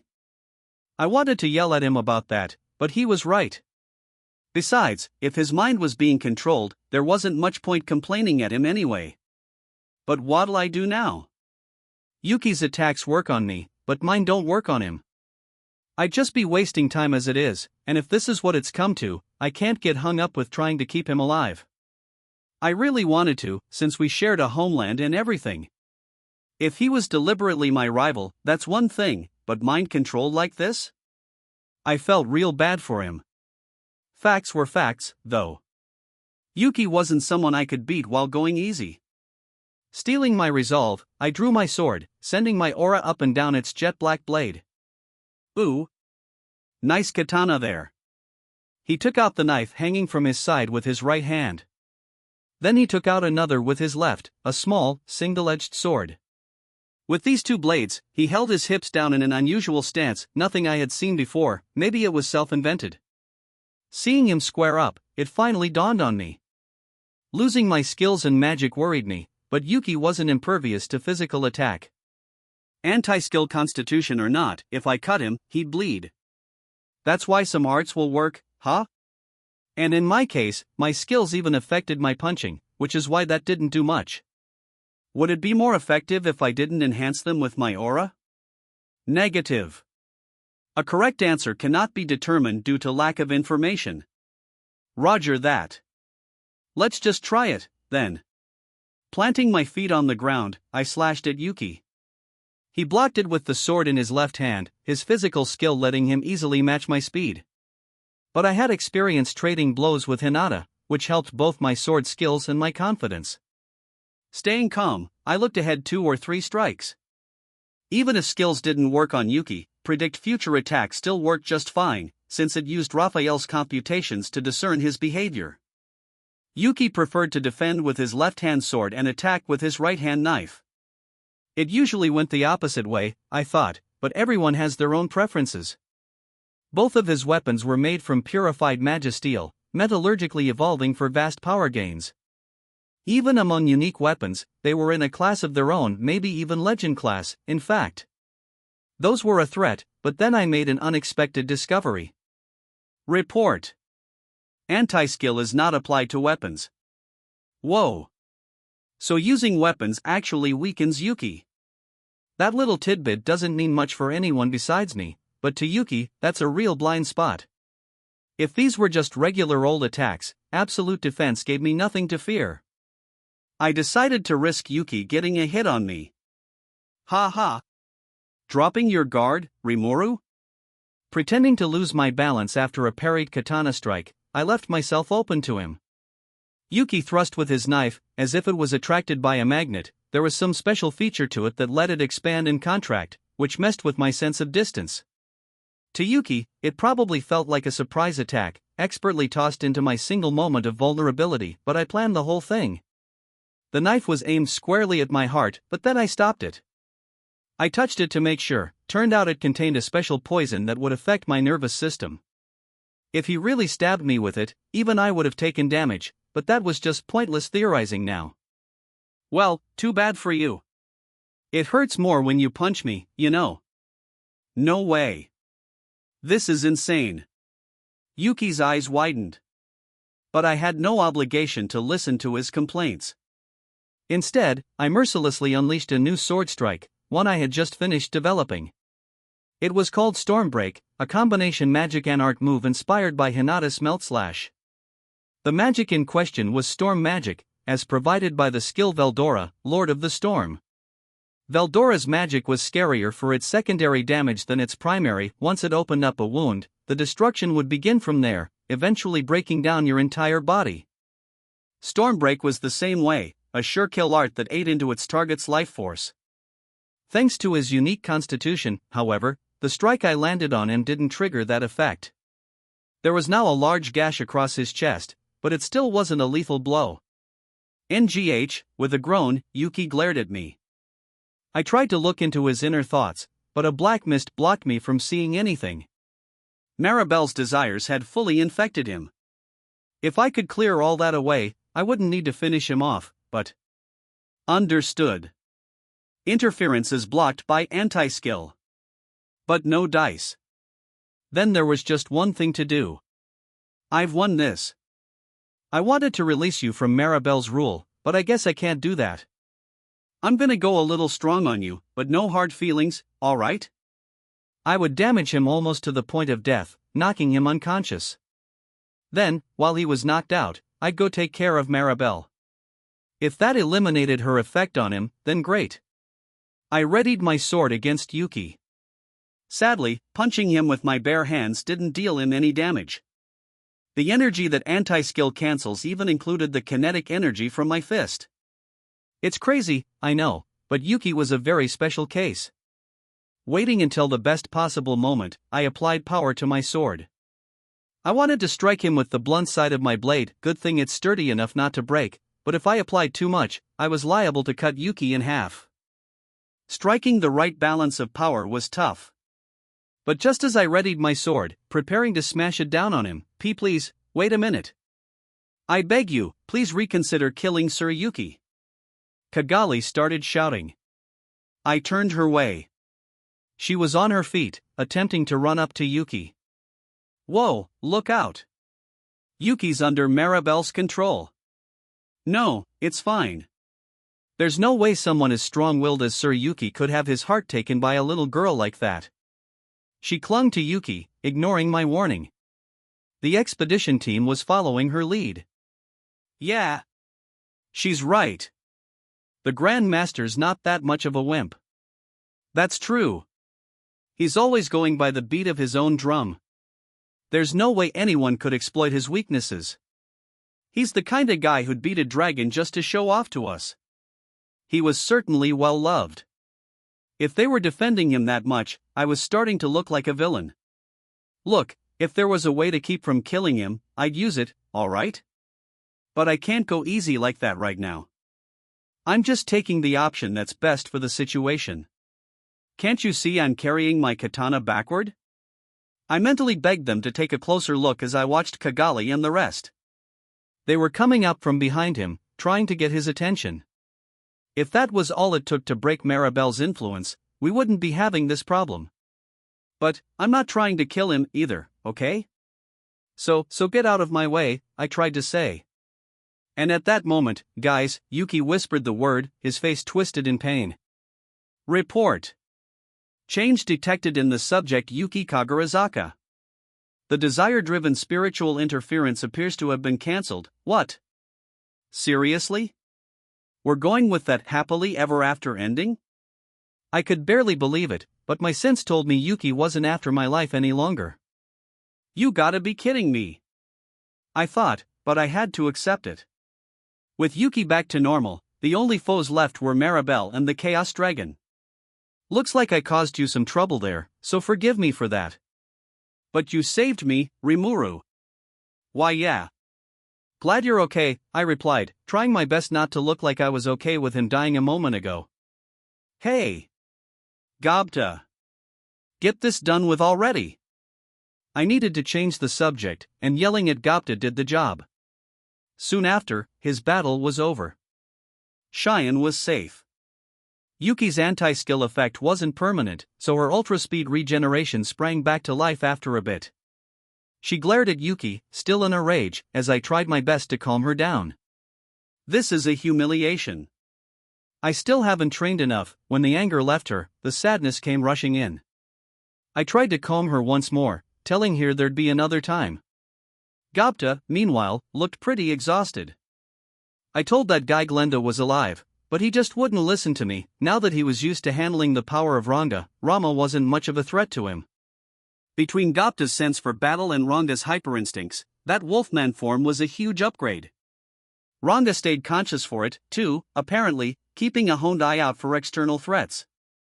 The way they divvied up responsibilities during battle kinda reminded me of Raphael and me. No wonder there's such a force. So why did Gopta have so much trouble in battle? Because he learned that Rama, his opponent, was burning to avenge Glenda's apparent death. Being a kind-hearted goblin, he couldn't find it in himself to kill him. I had asked Raphael to undo the spiritual interference in Rama's mind. He had used the power in his soul a little too much, but it looked like he'd survive. He was perfectly awake as well, and he was believing our description of how Glenda managed to survive. That should have wrapped things up, but sadly, it didn't. Well, we can't sit around for long. Judging by the intense shaking we're feeling, Milene still hasn't managed to seal away the Chaos Dragon. I really want to go help her. Rimuru, I'll go chase after Maribel. Yeah, but Yuki, you're... Wait, you're not wounded? It healed up? Your wounds are okay? Oh, yeah. Kigali can use healing magic, so, huh? Why is he stating that like it's an obvious fact? I thought magic didn't work on you. Oh, no, it's fine. I can turn these properties of my body on and off. I was too exasperated to reply. Yuki was giving me a breezy smile, which was so unfair. Hinata's body could purify magicules, or something like that, but she didn't have a flip switch or anything. An anti-skill was way more powerful than that. He could control it with that much precision. It just seemed so unfair. But well. I needed to address his offer. You can beat her? It'll be easy, if I don't let my guard down. I mean, being controlled like that, I can't let her go. It's a matter of pride to me. Sir Rimuru, please, said Kigali. I think Maribel is bent on destroying these ruins. In the ruins of Soma that I explored, there was a magical generator that I think was used to run the city. This area looks similar to me, and if the generator goes out of control, it could blow up the entire area around us. And I think I'm the only one who can stop that. You think Maribel's gonna blow it up? Supplying too much magical force to one can destabilize it. And if it hasn't been used for so long, there's no telling how it'd react. We weren't even sure if there was a generator like that in here, but if she was right, we had trouble on our hands. You know how those things work? I thoroughly analyzed the one in Soma. If need be, I know how to stop one. A woman with her beauty sure had a lot of impact when she gave you a serious look like that. It wasn't just because of it that I nodded at her, but I sure did feel overpowered, yeah. Okay. You take care of that. Yuki, get going. He was back to his usual breezy, aloof self, brimming with confidence. The two of them were now on Maribel's trail. Cheyenne, Gopta, guide the expedition team up and regroup with the Dark Elves. Keep them guarded. Yes, sir. What about you, Sir Rimuru? I'm gonna go back up Milene. If I don't hurry, the Chaos Dragon might start striking all of us soon. Milene was doing her best to fight back, but even a stray shot of energy would devastate us. We didn't have time to waste here, so once we decided on something, we had to move. Let me join you. No. Your wounds healed on the surface, but I'm sure you're still damaged inside. Just bodyguard the team for me. Oof.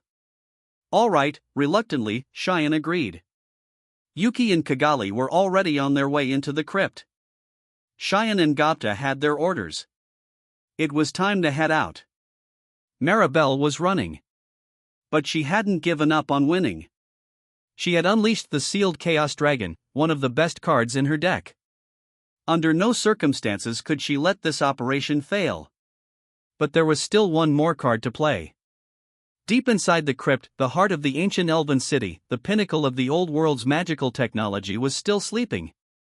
She had heard about it, and so she wanted to overload it with magic and bury Rimuru with it. That's the only way I'll ever defeat that monster. My strongest pawn right now is Yuki, and I'm sure he'll buy me a little time. In the meantime, I'll set that magical control reactor on the path to destruction.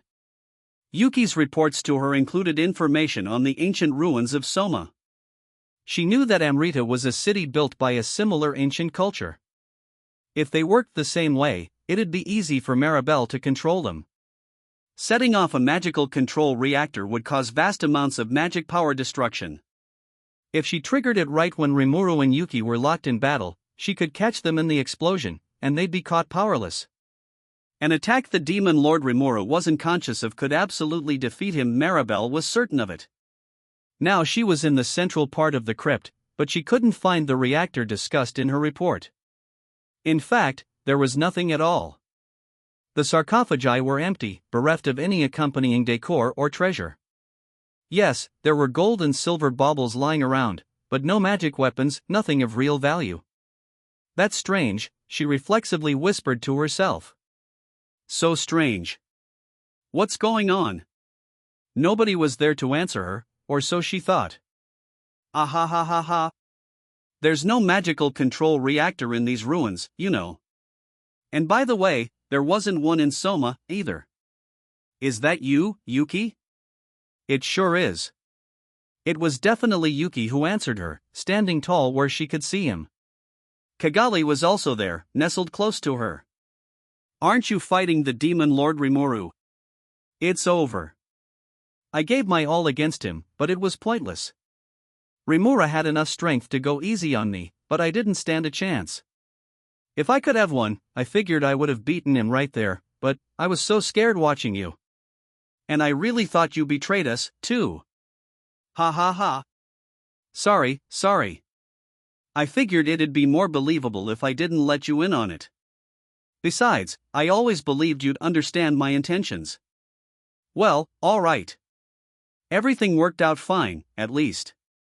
If this is what you wanted, I've got nothing to complain about. Yuki and Kigali were thoroughly enjoying themselves. Seeing them carry on, Maribel finally realized. Yuki tricked her. That's a lie. It must be a lie. But... Yuki, did you break my force? It seemed impossible to her, but it was a reality Maribel had to accept.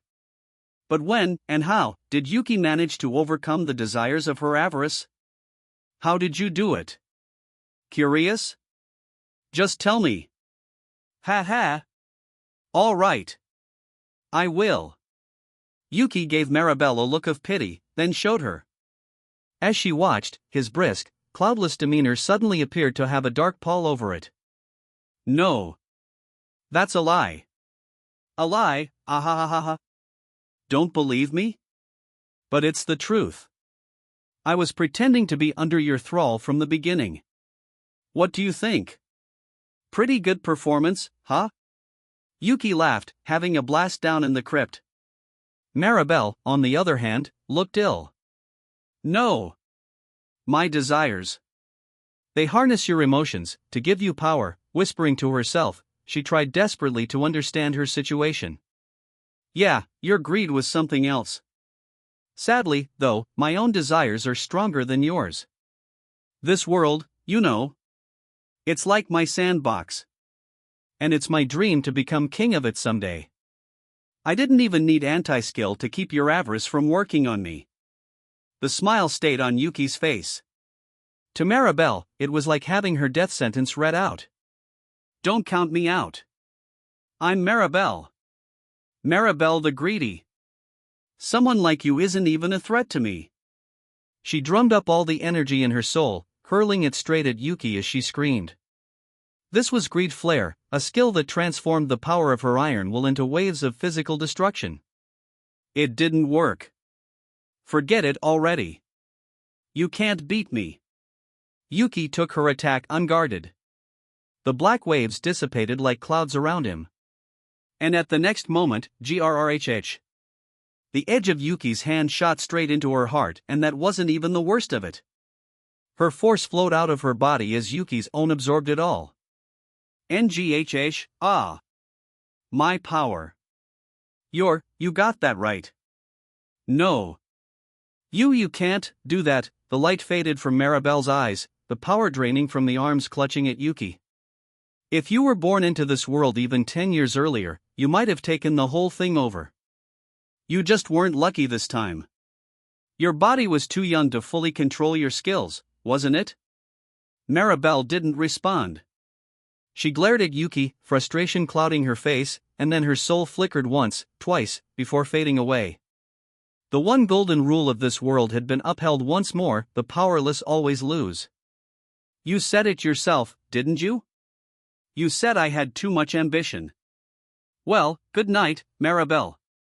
I'll take on that desire of yours. His words no longer reached her, and thus, Maribel, who lived in an era of near constant upheaval, breathed her last. Leaving everyone else to Cheyenne and my friends, I rushed over to help Malim. Right this minute, I was looking down on the Chaos Dragon. It was huge. Super huge. A good 300 feet or so in length, maybe. It made Charybdis look like a shrimp, and just beholding it drove the viewer to despair. The Chaos Dragon was now consuming the magicules around itself, growing bigger and bigger. I could see it raising entire mountains with a single spout of breath. It was violence personified. Even I had no chance against a monster like this. But Malim was different. Thanks to her super dreadnought level magicule stores, she had stopped the Chaos Dragon's advance. Sorry I'm late, Malim. Rimuru? It's about time. I've got a little problem here.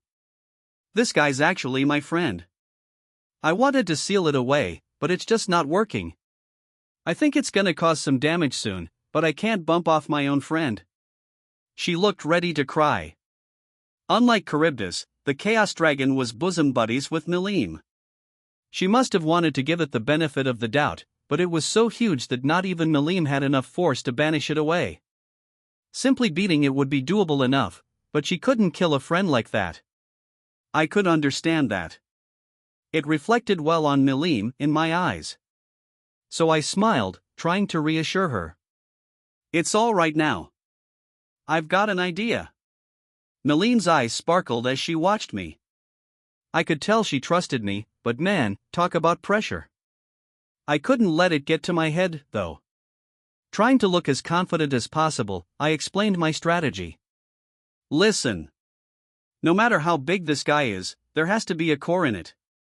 You can attack him accurately enough to leave that intact, right? I figured Malim could preserve the Chaos Dragon's soul while striking the rest of it, much as I did with Charybdis to save Phobio, its vessel. This soul would be protected by the dragon's astral and spiritual bodies, but those bodies were already corrupted and breaking apart, or actually, they were broken to start with, hence this hate-driven corruption. It was also smeared head to toe with Maribel's desire, and I couldn't extract it out of the guy. But its soul, though, the heart of Malim's best friend, still seemed to be working hard to me, shining as strong as always. But if it's this big, it'll take a lot power to stab into it. If I mess it up, I could blow away the whole thing. I taught you how to go easy, didn't I? Your friend's trying its very best for you right now. You have to be strong for it. I couldn't let her make excuses. Momentum was key. If she starts thinking, what if I mess this up? She'll fail at something she ought to succeed in. And I'll help you out, okay? Just follow my instructions and release all the magic force you've got. Yes, I told her I had a plan. I really didn't. I was just gonna rely on power here, Malim's power. But this wasn't the first time for me. I already saw it happen once, and it succeeded then. This was operating on an even huger scale, but the task before us was identical. All right. I believe in you, Rimuru. Okay. We got this. I faked as much confidence as I could. Really, it was breaking my heart, acting so bold like this. If it failed, I was deathly scared of the consequences, but I had no other bright ideas, and I was the only one who could pull this off. You're on, Raphael. Understood. Yes, my lord. I might be a pro at palming responsibility off, but for this moment, at least, I needed to perform. No mistakes would be allowed. I repeatedly told myself that this would go fine. This'll be easy, okay? It's the same thing over again. Do it, Malim. Right. Yeah, you're right. Here goes, my friend. May the shining of the stars burn into your eyes. Drago Buster. There was a flash, so bright that closing your eyes did nothing. The enormous swirl of power Melim released reached the Chaos Dragon, smashing against its ominous wall of force. Power struggled against power, and as I watched it, I searched for the source of the Chaos Dragon's strength, relying on Raphael's calculations to control Melim's torrential might. It was heavy. Incredibly heavy. I could tell it was draining my own magicule stores. But despite all the energy we poured into it, the Chaos Dragon was unscathed. This guy really was crazy. It was about to break my heart, but if I gave up now, this would all be for nothing. All my previous experience was for this exact moment. I truly believed that as I threw everything I had at it. Trying desperately to retain my peace of mind, I slowly brushed away the evil force that loomed around the Chaos Dragon's soul. In terms of time, it was less than a second, but the pressure made it seem like forever. I saw it. The Chaos Dragon's spotless heart, blinking there amid it all. But I couldn't let up yet. Even without the black mist of desire, even without the hateful evil, I still had the dragon's broken, polluted spiritual force waiting for me. Carefully, with pinpoint precision, I kept up my work. Then, out of nowhere, the black mist disappeared. Yuki defeated Maribel. Yes. We can do this. Hoping to seize victory, I set off Belzebuth. Melim, we're finishing this now. Can you boost your output? You got it. Drago Nova. Heeding my instructions, Melim finally got serious. Feeling it all over again made me realize just how amazing she was. How could she turn the spigot any farther than that? The way she engineered incredible feats of strength like that, I could really tell she was on another level from the rest of us. But watch out. Now's no time to stare at her, all amazed. Okay, Chaos Dragon. I'm gonna stop the pain for you. Now for the final touch. Timing was going to be key here. Melim's magic had to pulverize the Chaos Dragon's exposed spiritual body, breaking down its astral body as well. Not missing my beat for a moment, I waited until just before Melim's power shattered its heart, then triggered Soul Consume. Ignoring all rules of time and space, Belzebuth did its work.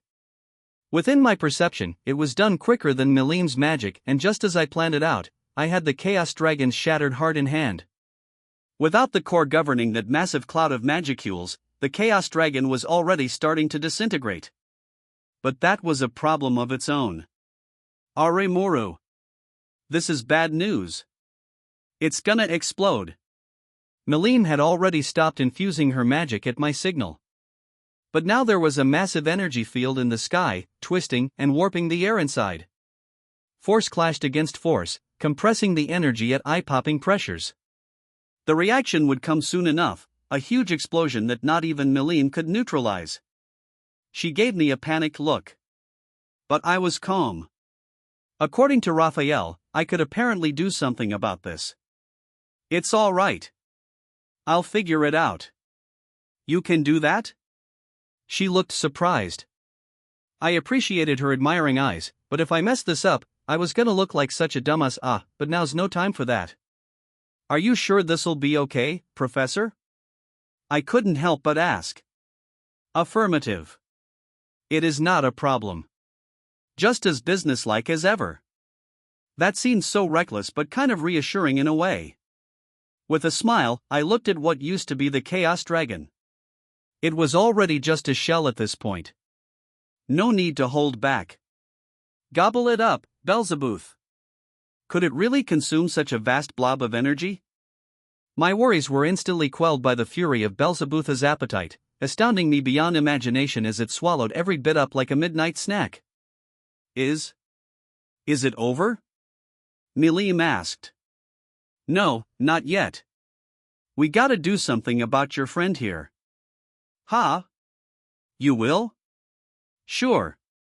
I brought this along for times like these. Not really. But let's roll with it. I took out a pseudo-soul. No time to spell it out for the confused Melim. I focused on myself. Theoretically, this was possible. In fact, Raphael guaranteed it. I just had to believe in it. Boldly, I did my work, trusting it was guaranteed to succeed.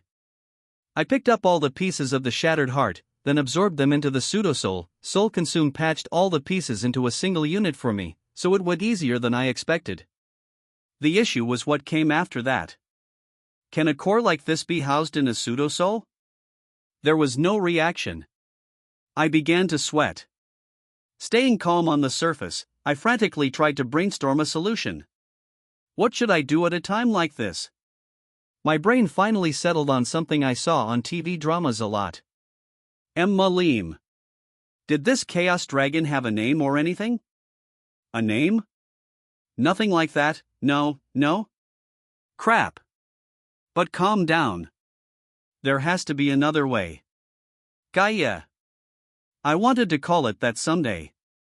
This creature's name is Gaia. Oh, it does have one. I breathed a sigh of relief and softly called Gaia's name. What a nice name that is. So your name's Gaia, huh? Hey, shouldn't you open your eyes before your friend starts crying? The pseudo-soul began to softly glow. We did it. The heart was in the soul. Now I wrapped the master core in Gaia's pseudo-soul. That completed its avatar core, and now my job was done. Time would take care of the rest, and once Gaia's heart was healed up, it would be revived in the shape of its choice. In Gaia's case, that shape would be its actual body, not some other vessel. It'd be a new monster, coming to life right before Milim's eyes. It worked, Milim. This is the new Gaia. It hasn't been born yet, so it's kind of like an egg right now. I presented the avatar core to her. Right. I just knew leaving everything to you would work out. I trusted you, Rimuru. Thank you. Glad to be of service. That, and I'm glad I didn't screw that up. But more than anything, seeing Milim smile really did make me happy. Wanna head back? Everyone's probably worried for us. I need to tell em all what I did. Sure. Good thing Milim came along, though. I couldn't have done a thing against that guy alone. From far away, we saw the palace, along with our friends nervously watching us. They all looked okay, which was reassuring. That wrapped things up, then. I just wanted to go home and relax. A nice bath, followed by a cold beer. Basking in the joy welling out from me, I joined Milim as we went back down to regroup with our friends. Epilogue, the one who laughs last. Yuki had obtained Maribel's power. I really wish you'd talked to me about it first. Ha. I already explained why I didn't. That's why I was able to trick Maribel, you know? But do you realize how hard it was not to let my outside friends find out the truth? As Yuki fought Rimuru, Kigali was forced to distract the expedition team so the secret behind Yuki's powers didn't come out. Any strange activity on her part ran the risk of attracting Rimuru's attention. It was an ordeal for her. Yuki, meanwhile, didn't really care if people found out, so he didn't see it as a problem. Even if everyone knew he could cancel people's skills, it wasn't like someone could devise any kind of workaround against it. It was an ace in the hole for Yuki, yes, but it wasn't even one of his last resorts. Well, I trusted in you. It worked out in the end, so can you maybe let me off the hook this time? You siphoned off Maribel's power, didn't you? Was that in your plans, too? Yeah, more or less. They say sinful unique skills are the most powerful ones out there, so I did have my sights on it. I heard avarice was driven by the size of your desires, and I figured it'd be pretty appropriate for me. You really are crazy sometimes. It's not that easy to take somebody's skill, you know that? I'm sure it's not. But avarice kinda chose me this time. I still couldn't win against Rimuru, but I'm sure you couldn't. He's so unfair like that. I know.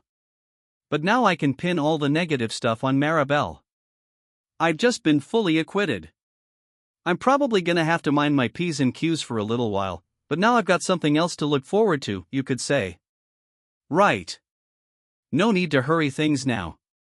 And it's so unnerving, how wary the Demon Lord is of the people around him. I can't say I liked everything about your plans, but I think I can appreciate them now. Kigali's main complaint was how Yuki ruined the crypt by blowing it up. Yuki told Rimuru that Maribel activated the reactor, then took her own life. The explosion, which raised the deepest section of the crypt but little else, was his way of hiding the evidence. Yuki had prepared a magical bomb for just this purpose. There wasn't much energy left in reactor, he'd explained to Rimuru, so the damage was pretty light, thankfully. He even had the foresight to scatter the remains of a real reactor around the crypt to back up his story. Now he was prepared to stick to that story, no matter what he was asked. But Kigali had her concerns. You were planning to abandon this place from the start anyway, weren't you? Yuki retorted. So why worry about it? To Kigali, though, this was a familiar city, her home. Once everything was cleaned up, she wanted to restore it to its former bustling glory, but with the crypt now buried, she had a few gripes. Not necessarily, I wasn't. She shrugged. It was kind of my second home, you realize. Yuki gave her a grin. Yeah. But we earned something from this. My name got cleared, which is huge, but other stuff, too. Maribel deployed her blood shadow troops, but did you see how they all cast holy magic? That's a lethal blow. You're right. I noticed that, too. It proves that the council's connected to the Western Holy Church. That's why there's all the secrecy behind the 5 elders' true identities. Exactly. It showed up in the papers and everything, but after the war in Farmus, the reputation of the champion there took a huge hit. Then, at the same time, the council started losing clout with the Western Holy Church. That points to only one truth. I'm thinking that Maribel's grandfather, Granville Razzo, is actually part of the 7 Days clergy. I see. That's a clever deduction, Sir Yuki. Kigali was just as sharp as him, and her reading of the situation matched his to some extent, convincing her it was the truth. Yuki looked at Kigali with a sinister smile. Oh, it's nothing too impressive. But I've stumbled upon another really key possibility. You know what it is? He paused, gauging her reaction. Kigali couldn't think of anything else. She put up her hands in surrender. I tried tracing Maribel's thoughts, based on the action she took. But she really forced things with this whole operation, you know? If she killed the demon lord Rimuru, there was a chance Veldora would go berserk on us. When she took over the Chaos Dragon, that really did enrage Milim, almost. You were terrified that she'd discover us, weren't you? So I really think she pushed her luck way too much with a demon lord as dangerous as that, to say nothing of a true dragon. Putting it that way, you're right, Maribel had to know the danger she was putting herself in, and I'm sure she worked out some countermeasures. But what were they?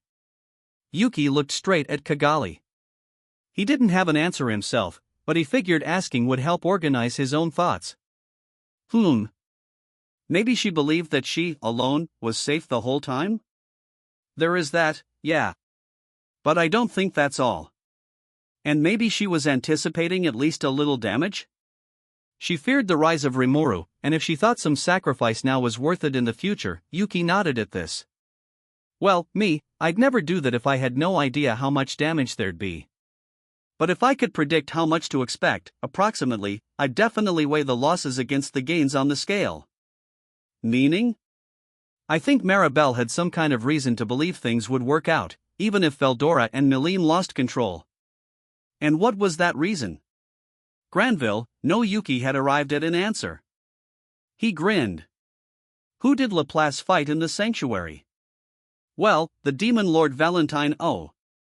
He chuckled, seeing Kigali's reaction. Right. The demon lord Valentine is dead, but there's a demon lord Valentine in the octagram.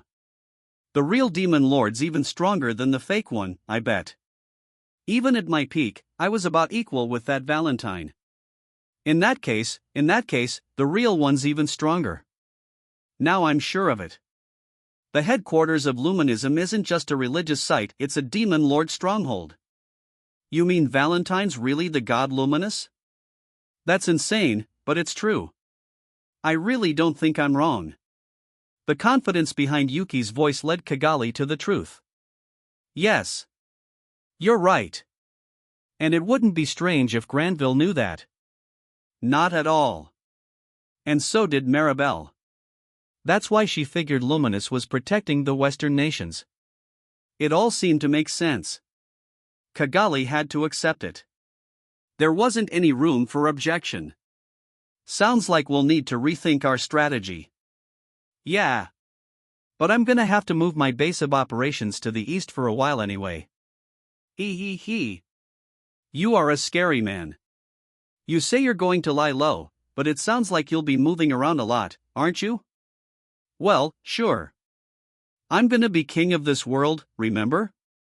I promised you I'd get a hold of it. That you did. He. I look forward to it. I really do. And I'm sure Clayman will be delighted, too. Yeah. So keep lending me a hand, okay? Yes, of course. And please don't betray me either, Sir Yuki. Of course I won't. The world will be mine, and then we can all have a blast together. Yuki and Kigali looked at each other and smiled. The laughs continued on, two Magic-born aiming to seize the world like it was a game to enjoy. Their aim was childlike, but they were serious about it. They wanted to conquer the world. The Chaos Dragon was gone. Melene's friend was saved. And now that I was back on the ground, I was shocked to find the bottom section of the ruins all caved in. According to Yuki, who was safe, the cornered Maribel blew herself up inside. She wanted to take all of us along with her. Apparently, she really wanted to take me out that bad? That was just too much, in a way, but she was hostile to me, so I didn't know what else I could do. No point moping about it.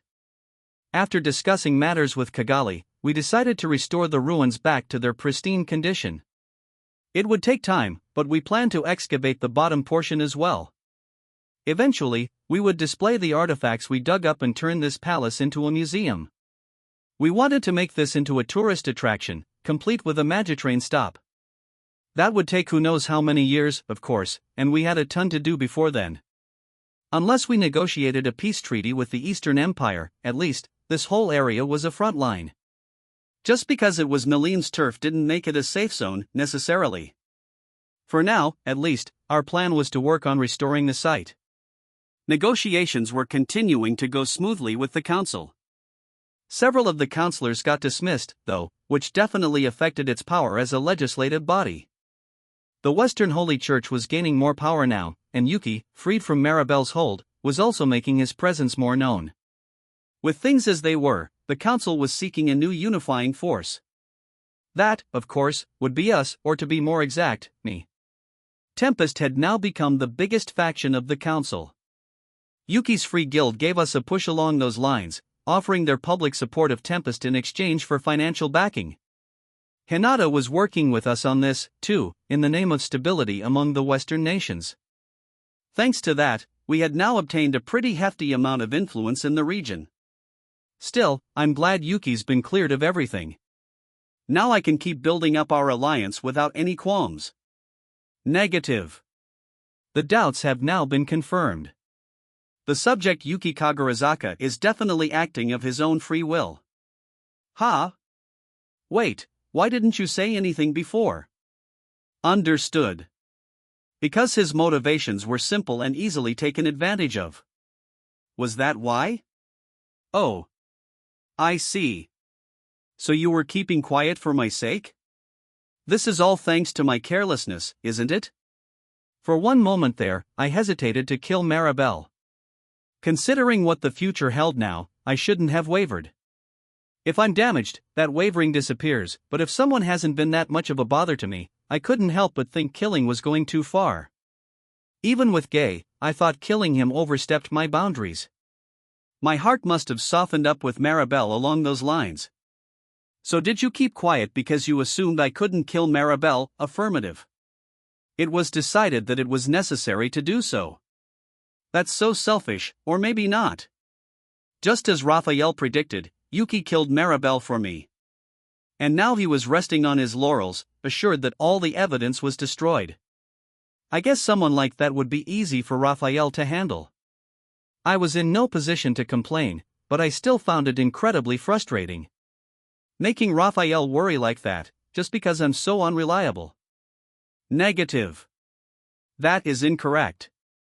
I did not want my lord to feel any anxieties. Well, thank you. I wouldn't feel guilty this way, right? Yeah, I'm glad for that, but that's not gonna work for me. I need to face facts and decide things for myself. Otherwise, I'm a failure as Raphael's master. If I keep clinging to people like this, I'm never gonna grow and mature. So next time, report the whole truth to me, okay? I promise I'll accept it. Understood. As you wish. No matter what Yuki's scheming, I'm going to crush his ambitions. And I'm not alone.